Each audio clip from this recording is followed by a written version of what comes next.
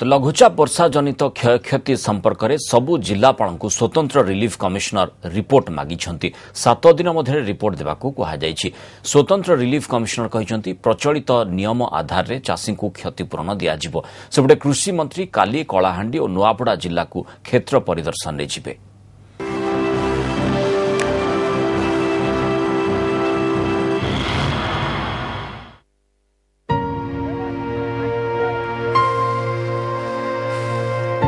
पाचिला धान पानी रे पड़ी गजा।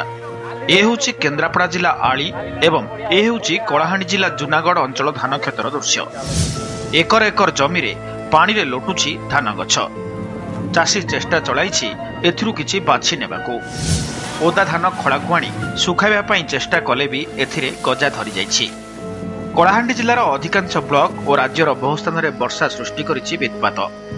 करज करी चाष करथिलु एवं ए जो अदिनिया लघुचाप वर्षा आसी एवं संपूर्ण क्षयक्षति कला 3 दिन हवा चुली जलुनी आम गजा को टेकी टेकी थकिलु कौन प्रकार हो पार ना तो असुविधा है आम के बांधि पार्मु गोला टुआ के सुझी पार्मु से ही बात तो आम दुखर कथा क्या। केवल धान नुहे अमल समय खेत में पचुची परिबा। पियाज पानी रे पचुवा बेले टमाटो पूरा नष्ट। नुआपड़ा जिलार 100 हेक्टर रे पनीपरिबा और 300 हेक्टर जमी रे पियाज नष्ट हो जाइछि। कोमना ब्लॉक रे अधिक परिबा फसल नष्ट होइछि। सेहिपरि ओडिशार अधिकांश अंचल रे वर्षा जोगु लक्ष लक्ष टंकार परिबा फसल नष्ट होइछि। 2 एकड़ में चाष करथिनि करला बैंगन बरबटी पातलघंटा सब एटा नष्ट हो गेला पानी रे। सेपटे रविवार कलाहांडी और नुआपड़ा जिला को क्षेत्र परिदर्शन रे जाउछंती कृषि मंत्री प्रदीप महारथी और तांको टीम।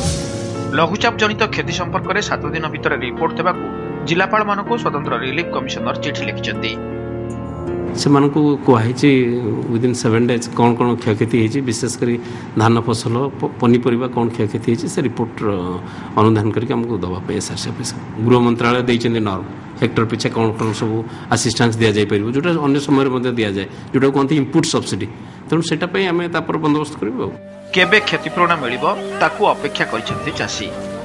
आळीरू बनमाली साहू नुआपड़ारू मायाधर सराफ भवानीपटनारू अजित सिंह और भुवनेश्वररू हरिहर चांद का रिपोर्ट ओटीवी।